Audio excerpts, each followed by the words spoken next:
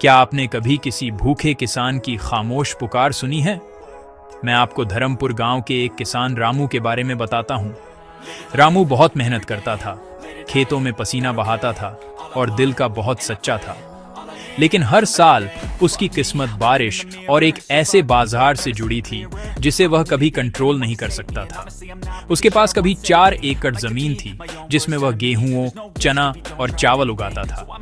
लेकिन हाल ही में मौसम ने उसका साथ छोड़ दिया। बारिश देर से आती थी, कीमतें बढ़ती रहती थीं और उसकी उम्मीदें फसलों के साथ सूख गईं। इस साल फिर से सूखा पड़ा। रामू ने खेत जोता, बीज बोए, खाद उधार ली, लेकिन आसमान ने उसे धोखा दिया। फसल मुरझा गई और उसका कर्ज और बढ़ गया। साहूकार ने उसकी जमीन गिरवी रख ली। आखिर में रामू का घर खाली हो गया। अपने परिवार को खिलाने के लिए एक दाना भी नहीं बचा था। एक दिन उसका बेटा भूख से रोने लगा।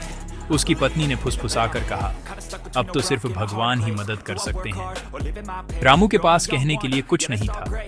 वह बाहर निकला और गांव के मंदिर के सामने बैठ गया। उसकी आंखों से आंसू बह रहे थे।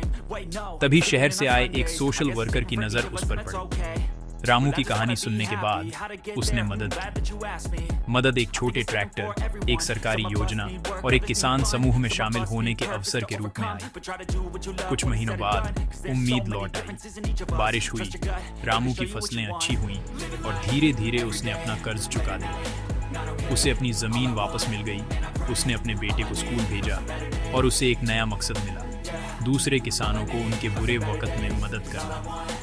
रामू का सफर इस बात का सबूत है। एक किसान की सबसे बड़ी ताकत उसकी कड़ी मेहनत और उम्मीद है। जब सरकार, समाज और किसान एक साथ खड़े होते हैं तो किसी को भी भूखा रहने की जरूरत नहीं पड़ती।